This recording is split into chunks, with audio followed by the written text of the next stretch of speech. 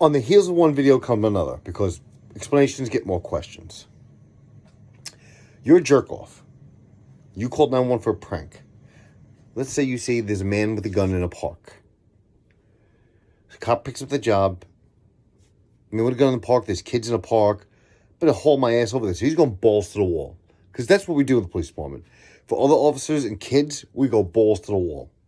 The cop doesn't clear an intersection properly because he's trying to get to the job. And he gets T-boned. Whether it's been critical care or dead. The person who made the 911 call could be charged. Probably will be charged.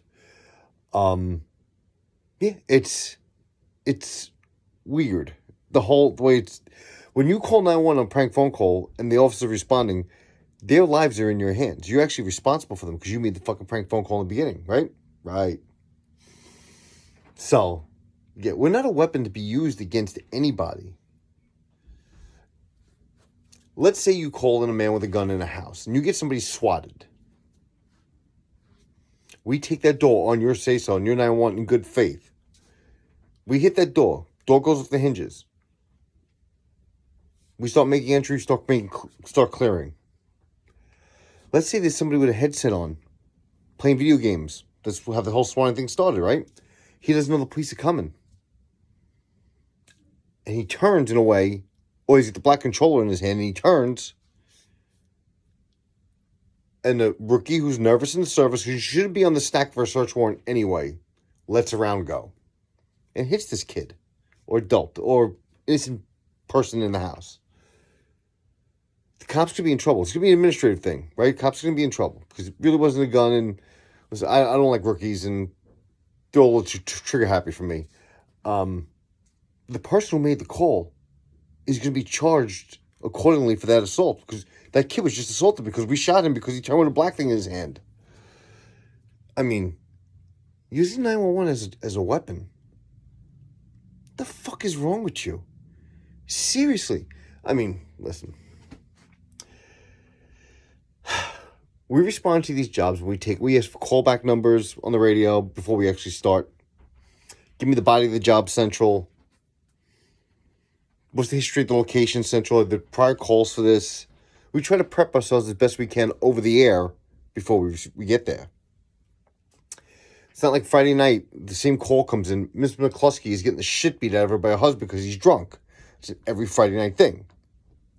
Everybody in the precinct has one of those locations.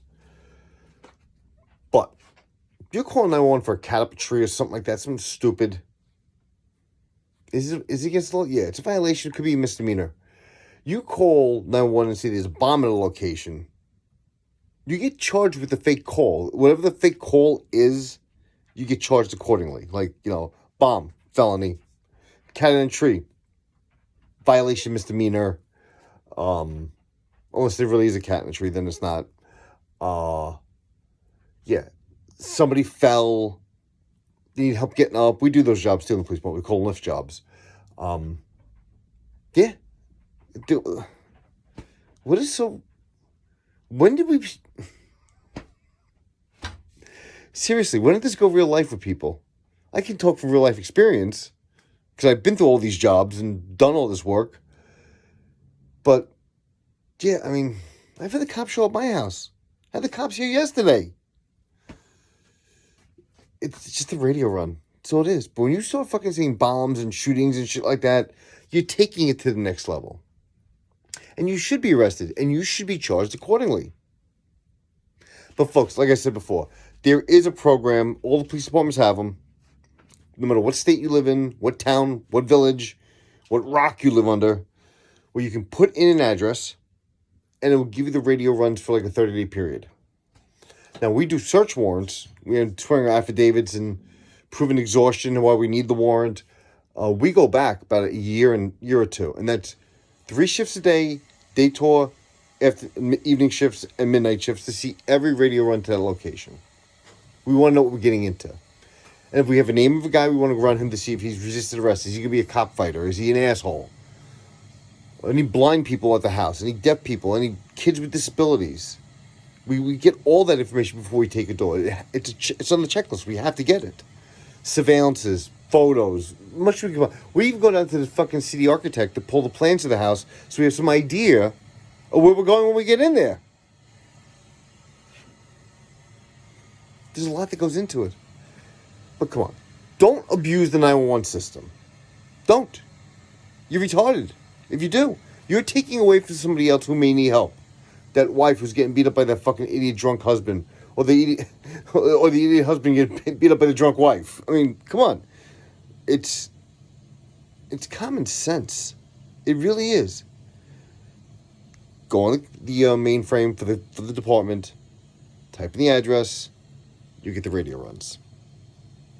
That easy. You don't need body cameras to know if listen, it'll say it in the body of the job what they were there for. It's retarded.